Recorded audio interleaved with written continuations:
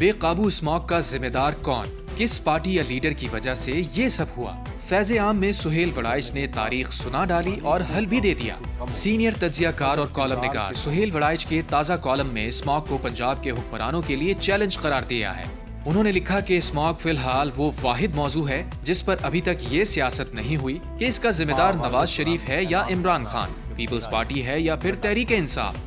सुहेल वड़ाइच के मुताबिक हम सब स्मॉग के जिम्मेदार हैं। हम सब के चूल्हे, हमारी मोटरसाइकिलें और गाड़ियां, फसलों की आग का धुआं, सनत और भट्टों का फुजला और खौफनाक धुआं, और फिर सबसे बढ़कर हमारी दिहाइयों की लापरवाही असल वजूहात है। सुहेल वड़ाइच क़ारीन को पुराने लाहौर में ले गए और मुग़ल आज़म जलालुद्दीन अकबर का हवाला दिया, जिसकी सल्तनत की सरहदें नेपाल से लेकर सेंट्रल एशिया तक फैली हुई थीं। उस वक्त दारुल हुकूमत तो फतेहपुर सीकरी था, लेकिन अकबर अपने हरम समेत तकरीबन 16 साल लाहौर में मुकीम रहा।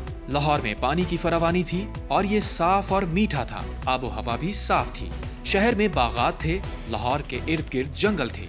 अकबर का बेटा शहजादा सलीम, जो बाद में जहांगीर के नाम से तख्त नशीं हुआ, उसे शेखुपुरा के जंगल ही के हिरन मनुस राज से बहुत प्यार था। आज भी शेखू की ये मोहब्बत हिरन मीनार की शक्ल में जिंदा व पाइंदा है।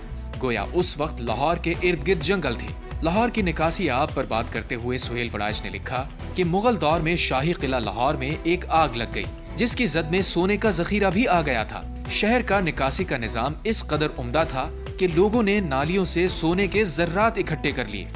आज का लाहौर स्मॉग, धुंध, माहौलियाती आलूदगी और डेंगू की लपेट में है। जंगल काटे गए, बाग हाउसिंग सोसाइटीज की नजर हो गए। बादामी बाग और बाग मुंशी लधा के सिर्फ नाम ही बाकी हैं। सुहेल वड़ाइच ने बरतानवी शहर लंदन की मिसाल दी, जहां 1952 में खौफनाक स्मॉग के हमले से सैकड़ों हलाकतें हुई। 1956 में क्लीन एयर कानून साजी के बाद अब लंदन में दूर दूर तक स्मॉग का खतरा तक नहीं है।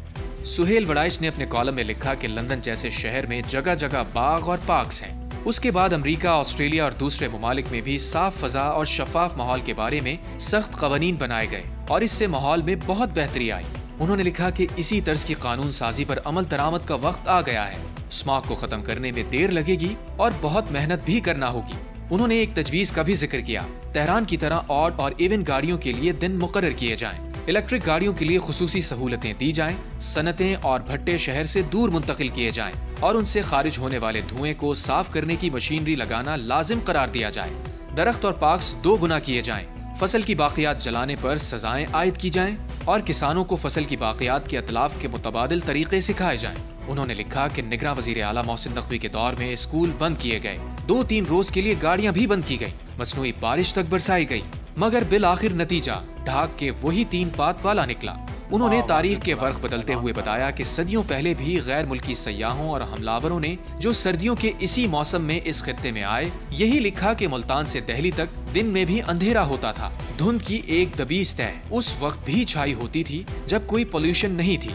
जरूरत इस बात की है कि दुनिया भर के माहिरीन को बुलाकर पहले मुकम्मल तहकीक की जाए, फिर कानून साजी और उसके बाद मौसर अमल दरामद। उन्होंने स्मॉग को वजीर आला पंजाब मरियम नवाज और सीनियर वजीर मरियम औरंगजेब के लिए चैलेंज करार दिया और कहा कि अपनी चचा की तरह काम करें, जिन्होंने बतौर वजीर आला डेंगू के खिलाफ दिन रात वक्फ कर दिया। मुंह अंधेरे उठकर इजलास बुला लेते, हर घर में टीम चेक करती, पानी की टूटी तो नहीं बह रही। श्रीलंका से टीम मंगवाकर डेंगू को रोकने का मंसूबा बनाया। इस मामले में वो मर्दे बहरान साबित हुए और उन्होंने बिल आखिर डेंगू के दांत खट्टे कर दिए। उन्होंने आखिर में लिखा कि अगर मरियम नवाज इस जंग की सालार बन गईं, तो न सिर्फ वो स्मॉग को शिकस्त दे देंगी, बल्कि हो सकता है कि उनके सियासी मुखालिफिन को नीचा दिखाने का यही वाहिद हल हो।